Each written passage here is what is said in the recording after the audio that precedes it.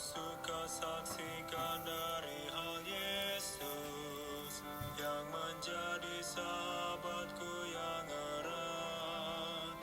Perubahan diriku yang seutuhnya hanyalah oleh kasih juru selamat. Tiada lain pelindung seperti Yesus, tiada lain sahabat seperti Dia, tiada lain penebus yang menghapus dosa. Aku dipeliharanya. Sebelum kita mengikuti bacaan pelajaran sekolah sahabat untuk hari ini, mari kita berdoa terlebih dahulu. Bapa kami dalam kerajaan surga, terima kasih untuk kesempatan Engkau berikan untuk kami dapat mendengarkan sebagian dari firman-Mu. Isilah kami dengan roh-Mu yang suci, agar kami dapat mengerti apa yang Engkau inginkan kami pelajari hari ini. Dalam nama Yesus kami sudah berdoa. Amin. Pelajaran sekolah sahabat, Senin 19 Januari 2026. Pelajaran yang keempat di triwulan yang pertama. Judul pelajaran sekolah sahabat kita untuk hari ini adalah sumber kekuatan. Pikirkan lebih dalam tentang penekanan Paulus pada kesatuan dalam Filipi 2 ayat 2, di mana ia pada dasarnya menyatakan hal yang sama dalam 4 cara berbeda. Perhatikan juga fokusnya pada akal, pikiran, dan perasaan. Sementara para pemimpin agama cenderung menekankan perilaku lahiriah, Yesus justru berfokus pada pikiran dan perasaan kita. Contohnya, orang muda yang kaya mengaku bahwa ia selalu menaati hukum Taurat. Namun ketika Yesus menyuruhnya menjual semua harta miliknya, lalu memberikannya kepada orang miskin dan mengikut Dia, Yesus menguji keterikatannya pada hal-hal duniawi. Yesus juga mengajarkan bahwa apa yang keluar dari hati atau pikiran itulah yang menajiskan seseorang. Karena dari hati timbul segala pikiran jahat, pembunuhan, persinahan, percabulan, pencurian, sumpah palsu, dan hujat. Dan karena yang diucapkan mulut meluap dari hati. Bacalah Filipi 2 ayat 3 dan 4. Langkah-langkah praktis apakah yang Paulus anjurkan untuk mencapai persatuan di gereja? Filipi 2 ayat 3 dan 4. Dengan tidak mencari kepentingan sendiri atau puji-pujian yang sia-sia, sebaliknya hendaklah dengan rendah hati yang seorang menganggap yang lain lebih utama daripada dirinya sendiri. Dan janganlah tiap-tiap orang hanya memperhatikan kepentingannya sendiri, tetapi kepentingan orang lain juga. Kata-kata Paulus memberikan gambaran tentang kerendahan hati. Rendah hati dalam berpikir, menganggap orang lain lebih utama daripada diri sendiri, serta memperhatikan kepentingan orang lain, dan bukan hanya kepentingan kita sendiri. Lebih mudah diucapkan daripada dilakukan, bukan?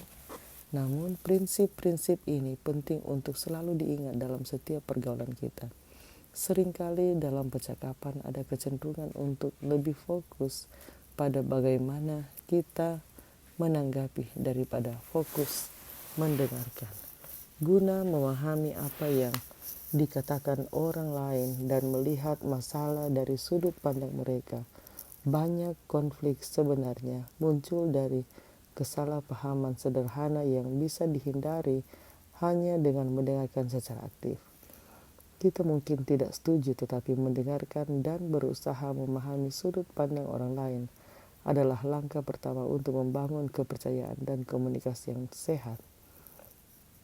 Paulus berbicara tentang kesatuan yang dihasilkan oleh Roh, yang menciptakan damai sejahtera yang menyatukan kita.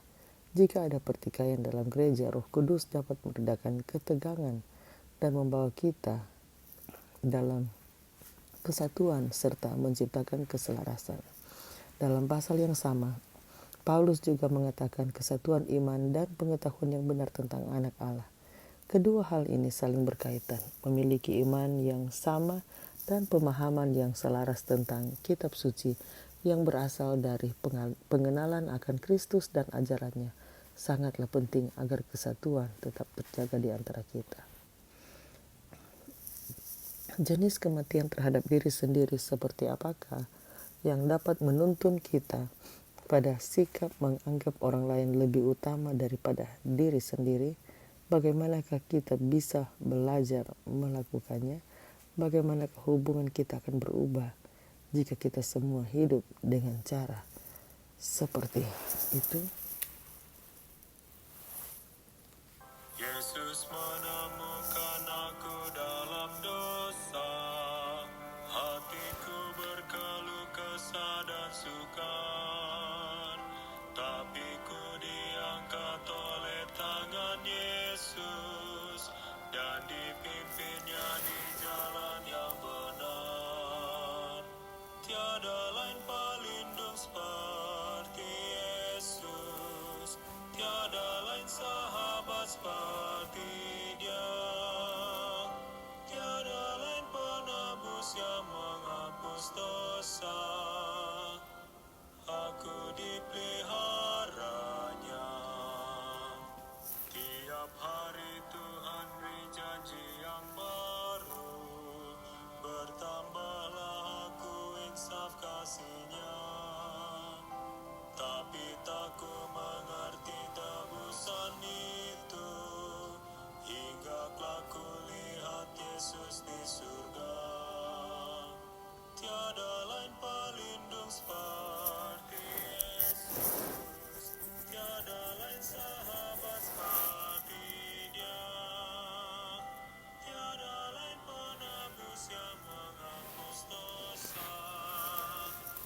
Aku dipeliharanya.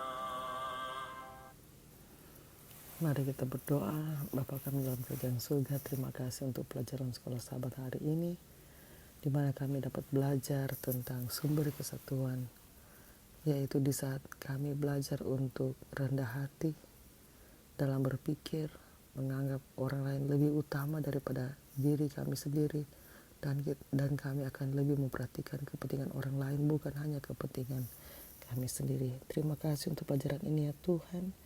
Tuntunlah kami untuk dapat menerapkannya dalam kehidupan kami. Kasih kiranya menuntun kami setiap hari. Di dalam nama Yesus kami sudah berdoa. Amin. Demikianlah pelajaran sekolah sahabat Senin 19 Januari 2026. Sampai bertemu di pelajaran sekolah sahabat selanjutnya. Tuhan memberkati.